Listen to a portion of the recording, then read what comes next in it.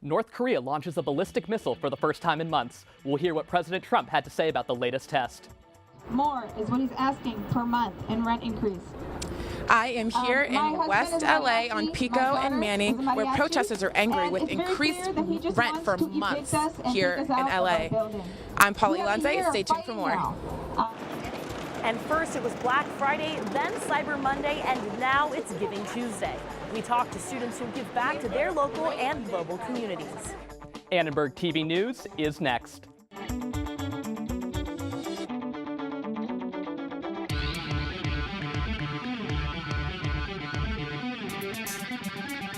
Live from USC, you're watching Annenberg TV News.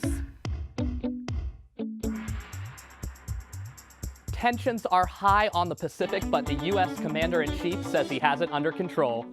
Good evening, I'm Will Farnsworth. And I'm Brittany Hope. North Korea launched what the U.S. military believes to be an intercontinental ballistic missile, its first ballistic missile test since September.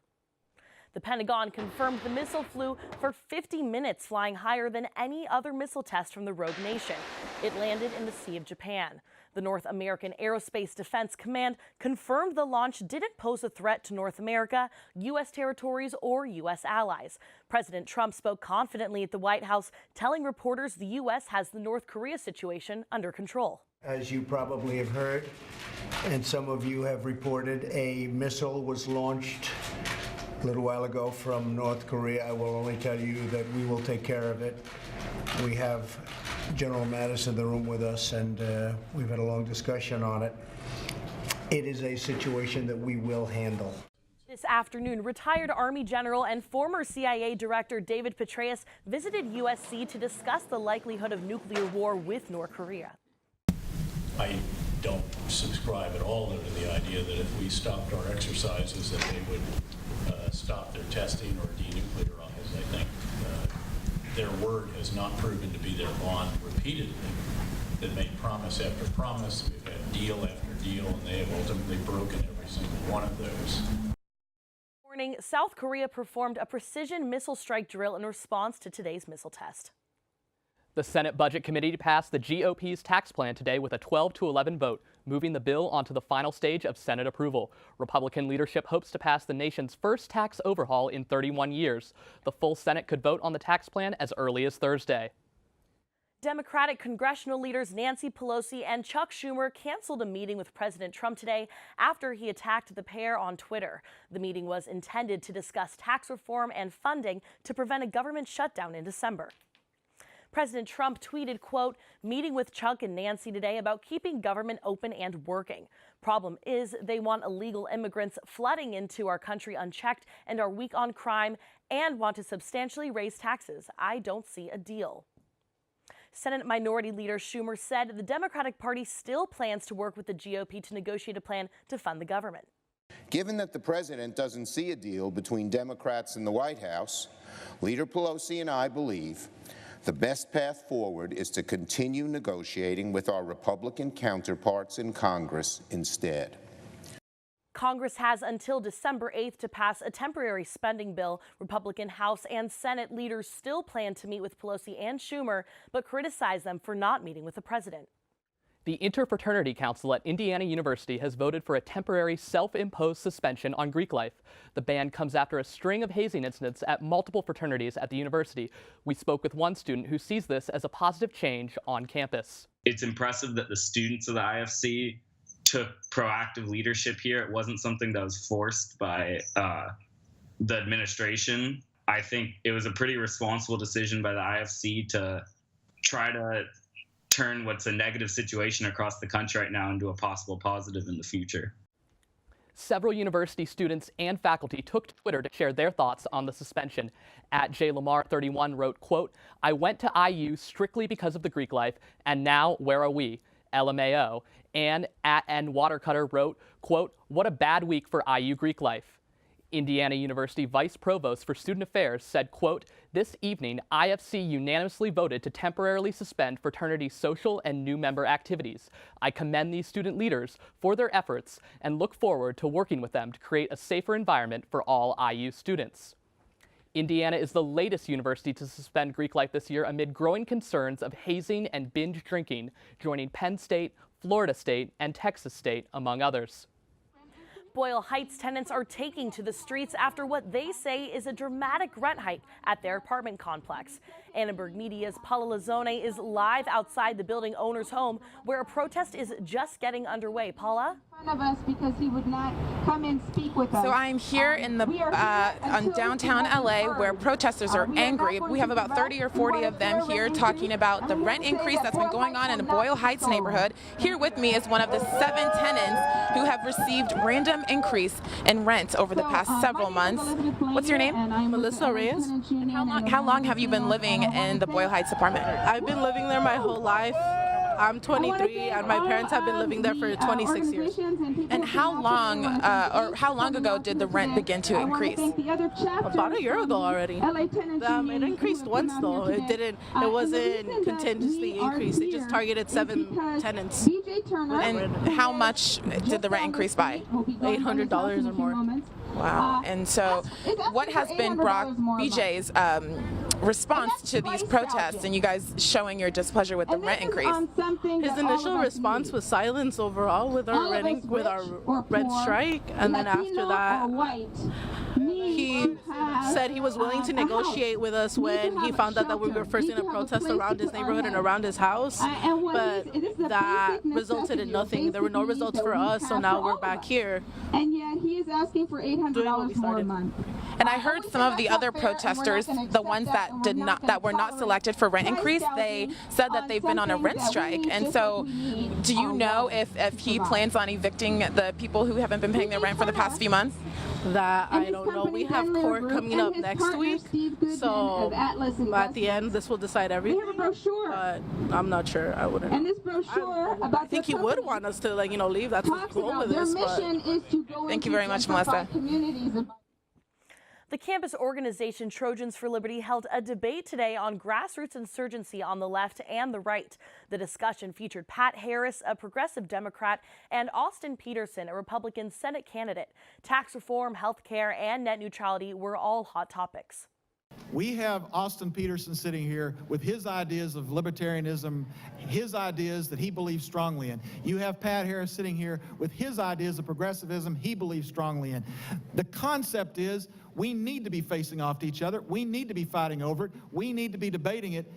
Let's talk together as human beings. I am sick and tired of party labels. George Washington advocated against the party system. It should not be about parties. It should be about ideas. That's what we should be fighting for. USC student Tiana Lowe moderated the panel. She says discussions between lawmakers across the political spectrum are essential in a contentious climate. In times as emotionally charged and culturally divided as these, it is easy to take solace in solitude with only those who think like us and confirm our beliefs. However, these tactics are not only dehumanizing and antithetical to the spirit of democracy, they are also terrible strategy. Lowe expressed her interest in putting on more events like this to promote more conversation and political diversity within USC. FCC Chairman Ajit Pai is proposing a repeal of a long-standing net neutrality rule in the coming weeks. Annenberg Media's Christine DeLeon shows us what's at stake. When most people are surfing the internet, they're probably not thinking about their internet service provider. Net neutrality is the principle that ISPs treat all their web traffic equally. And that's basically how it's been since the internet was born. Supporters of net neutrality, like Annenberg professor Jonathan Kotler, fear that without it, we would see a greater socioeconomic digital divide. What this would do is allow internet providers to charge their customers more depending on the content that was being sent. On the other hand, one small internet service provider says there's been a lot of hype and misunderstanding on the issue. Net neutrality on one side and internet freedom on the other side. But when you boil net neutrality down, there are 3 bright line rules, and they are no paid prioritization, no blocking, and no throttling. Those 3 bright line rules are at the core of net neutrality. The problem I have with net neutrality in the general debate is that the way the FCC got the rules enacted created unintentional harm to small businesses. Small businesses worry that the current regulations put them at the risk of spending tens of thousands of dollars to prove the FCC that they're actually following the rules. Big companies are for it because they'll make more money. somebody's going to have to pay for that. That'll be the internet consumer, you and me. Although the FCC is set to repeal net neutrality, supporters are still planning to protest in front of Verizon stores next week to fight for consumer protection. For Annenberg Media, I'm Christine De Leon. It's the start of the holiday giving season. We caught up with USC students who spread the spirit of generosity. The 2018 Grammy nominations are out, and it's one of the most diverse lists ever. A lifetime member of the Grammy Foundation shared his thoughts with us. And a massive volcanic eruption in Bali leaves thousands of travelers wondering when they will be able to catch a flight out of the country. Recently, our country has witnessed catastrophic devastation. Hurricanes and flooding have upended lives and livelihoods. Across this great country, Americans have answered the call. That special calling that compels us, when others are down, to step up and do whatever it takes. America's at her best when, against all odds, we come together and lift each other up. Please donate to oneamericaappeal.org. America needs you. Thank you. Thank you. Thank you. Thank you. Thank you. Listen, I realize that I'm not perfect, but it all really started to change because you judge me for having a problem. No one is going to know that I need help. I need help. I know that no one is going to judge me for having a problem. I realize that I'm not perfect, but it all really started to change because you listen. Bye-bye. Get home safe. Hi. Hoping for a crisp breeze to help keep you alert. Oh, he took a sip of water too. That'll probably help. You were probably gonna turn down the radio too, so you could focus, right? Probably okay isn't okay. Right? If you see a warning sign, stop and call a cab, a car, or a friend. I think the water line is what really drove it home. I blew on him. USC student organizations are making the most of Giving Tuesday by promoting causes they're passionate about. Annenberg Media's Judy Tsai found out more about how they're fundraising. You might have seen posts like these floating around social media. This is the 6th year that USC's chapter of Camp Kesem is partaking in Giving Tuesday. Camp Kesem holds summer camps for youth whose parents have cancer, and their counselors are encouraged to do goofy activities to raise money. You post on the internet, you tell your friends, if I fundraise this amount of money, I will do this X activity. So like an example of that for this year, what I'm doing is if I fundraise $500, I'll get frosted tips on my hair. So I'll be rocking that Justin Timberlake look. Camp Kesem isn't the only organization with creative fundraising methods. The USC chapter of GlobeMed is selling ugly Christmas sweaters to raise money for their partner charity in Uganda. This year, some of our sweaters were handmade like this one. We're trying to be sustainable as we preach sustainability. Students who don't only want to donate money can also contribute in personal ways.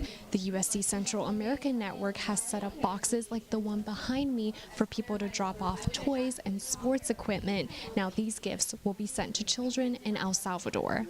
A simple toy, a simple Barbie, a ball to play soccer with. I feel like for us it might not seem like a lot, but to them it's the world. Both Camp Kesem and GlobeMed are hoping to raise thousands of dollars by the end of the day. Student leaders are optimistic they'll meet their goals. For Annenberg Media, I'm Judy Tsai.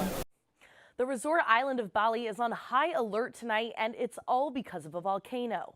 Mount Agung spewed ash more than 13,000 feet into the sky today, leaving hundreds of thousands stranded. Officials closed the island's international airport due to concerns jet engines could fail when flown through volcanic ash. The last time this volcano exploded was 1963. More than 1,000 people died, but this time around, there have been no reported injuries or deaths. Now, you know what? This weekend or on Thanksgiving, it was pretty hot here in SoCal. It looks like things are starting to cool down again. Hopefully so. It was very hot last week. Let's hear more from Taylor. Thank you, guys. I hate to break it to you, but the hot weather is going to stick around for just a little while longer. Let's take a look at our current conditions. Right now, we're at a nice 64 degrees out. Looking at tomorrow in the mountains, things are going to be cooling down with 56 degrees in Big Bear, but things will be much warmer in the desert with 78 degrees in Palm Springs. And in the valley, temperatures will be in the 70s with 78 degrees in Thousand Oaks and 76 degrees in Simi Valley. Bringing it back home to USC, we're looking at a sunny 79 degrees. Now on to our 5-day forecast. The heat is going to stick around this week with temperatures rising until Friday. Then things will begin to cool down this weekend with a slight chance of rain on Sunday night. The Russian space agency Roscosmos launched a weather satellite this morning that failed to enter its designated orbit. The Meteor M satellite was accompanied by other spacecraft from other countries. The agency reported a successful launch, but were never able to establish communication with the satellite. This is not the first time the Russian space agency has dealt with failure. In fact, there have been 2 failed launches at the unfinished Vostochny Cosmodrome since its construction in April 2016. The country is responsible for 10 total failed launches since 2010. The reason for the failure is still unclear, but the satellites are expected to have fallen into the Atlantic Ocean. Well, guys, the United States was one of the countries that had the smaller satellites, and my first thought is how much money goes into these spacecraft. Right, and not only money, but also time. I mean, it takes years to code and build. I mean, it's really devastating. Big disappointment, but hopefully they'll learn from it and create something better. Thanks, Taylor. For the first time in history of the Grammys, a woman and people of color have swept the final nomination pool for Album of the Year. Annenberg Media's Drew Jones caught up with a member of the Recording Academy about why this year's nominee list is so diverse. Jay-Z, Kendrick Lamar, Childish Gambino, Lorde, and Bruno Mars are the finalists for the Grammys Album of the Year. Overall, this year's nominees are among the most diverse in Grammy history. We talked to Thornton music students about the nominee. Yeah, I was really happy to see Childish got recognized in a few different categories. I thought that was well deserved. We're going in the right direction in terms of more diversity. That being said, I don't think that the color of your skin represents the quality of the music you make. I had the opportunity to sit down with a professor here at USC who's actually been voting on the Grammys for the last 40 years. Professor Richard McElvary has been a guitarist and studio musician since the 1960s and is the founder of the music industry program in USC's Thornton School of Music. As a life member of the Grammy Foundation, he says race has never crossed his mind when voting for an artist. So I know the topic is diversity in the Grammy Award. I never ever thought of it, and I voted in all the Grammys for the last 40 years at least. There are more than 10,000 Recording Academy members who vote on the Grammy nominees. McElvary says those who are nominated and win truly win by merit. The diverse nominations, nobody thought about that. Nobody sent out a letter and said, you know, we really got to get more blacks nominated or we have to get more Hispanics nominated. Never do that. This just happened because these are the best people. So good for the Grammys. You can catch the winners when the Grammys are awarded on January 28th. For Annenberg Media, I'm Drew Jones. Well, I love to see Childish Gambino getting some love. I'm going to listen to him on my road trip to Santa Clara this weekend. Are you going there, Britt? You know, I am going. I'm really excited for the game, and I also hear that women's volleyball may be going to the playoffs. Let's toss it over to Pete to see if that's true. That's right, Brittany. The women's volleyball team finished up a terrific regular season and will start their playoff run this Friday night at the Galen Center. The men's basketball team had a big game against Texas A&M on Sunday night, and we'll show you the highlights of a game that had NBA stars in attendance.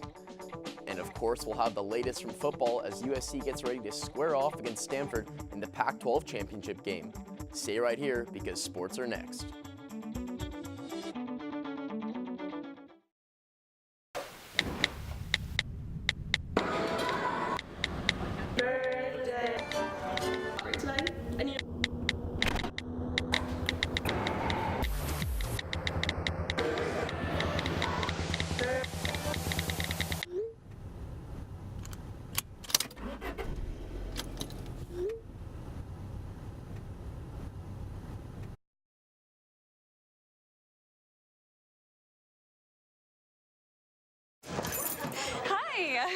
You think you're probably sober? Yeah. But you're thinking about taking the back roads home, just in case. Why would you do that? Probably okay isn't okay. Call a cab, a car, or a friend.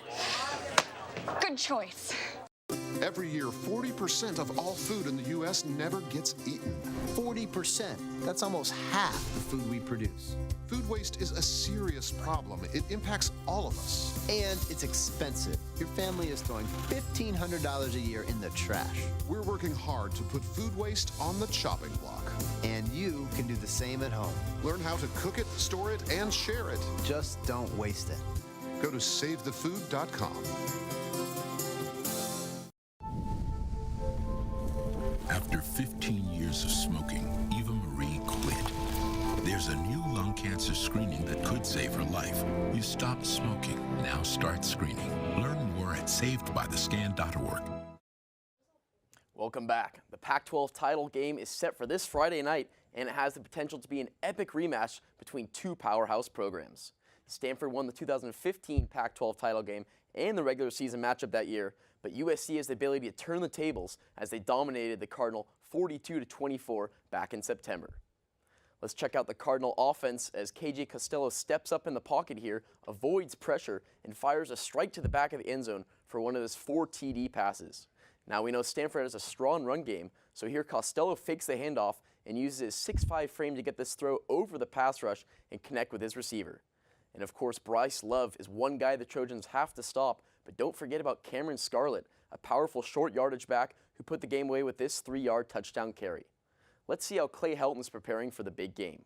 I'm just happy to be in San Francisco, to be honest with you, on Friday night. We knew up in the north that was a fierce battle. You talk about 3 really good teams: Washington State, and Stanford, battling for their side of the league. But to be with Stanford, there we're very excited about it. I've been waiting all year for this game, so make sure to tune in on Friday night at 5 p.m. to see the Trojans battle the Cardinal at Levi Stadium. Now let's go from the field to the hardwood and talk some USC hoops. After winning their opening 4 games to start the season, the Trojans play Texas A&M on Sunday night, their first ranked opponent of the year. Let's jump straight into the highlights. We'll pick it up early in the first half as Jordan McLaughlin right here lofts a perfect pass to Chimezi Metu, who throws down the reverse jam to give USC the 7-5 lead. Later in the first period, Duke transfer Derek Thornton Jr. goes hard to the rack for the layup and the foul to make it a 6-point game. But DJ Hogg led the ways for the Aggies, draining 3 of his team-high 15 points on this corner tray. As USC would keep it close in the first half, McLaughlin once again would find Metu right here on a beautiful alley-oop, and that would get the crowd riled up heading into halftime. In the second period, though, it was all Texas, as Robert Williams hammers down an alley-oop of his own right here to give the Aggies a 7-point lead. The Aggies would then go on a 19-3 run to put the game away as they beat the Trojans 75-59 and move to 6-0 on the year. And the Trojans dropped from number 10 in the rankings to 15th with a contest against a talented SMU team in Dallas this Saturday. USC will turn back to LA on December 8th to take on the University of Oklahoma at the Staples Center. And finally, the women's volleyball regular season ended over the weekend with playoffs kicking off on Friday, but today the all-conference team was named and a trio of Trojans made the list. Senior opposite hitter Brittany Abercrombie and sophomore outside hitter Kalia Lanier were both named to the Pac-12 all-conference team for the second time in their respective careers. Nikki Withers, a senior opposite hitter, was handed an all-conference honorable mention. The 14th ranked Trojans finished the season with a 22-9 record and are the number 10 seed heading into the women's volleyball tournament in 2017. USC will host first and second round matches at the Galen Center starting this Friday at 7 p.m. Now that's it for sports. Back to you guys at the desk. Thank you, Pete. This is our last show of the year. Let's take back to our best moments of the semester. Coming up next.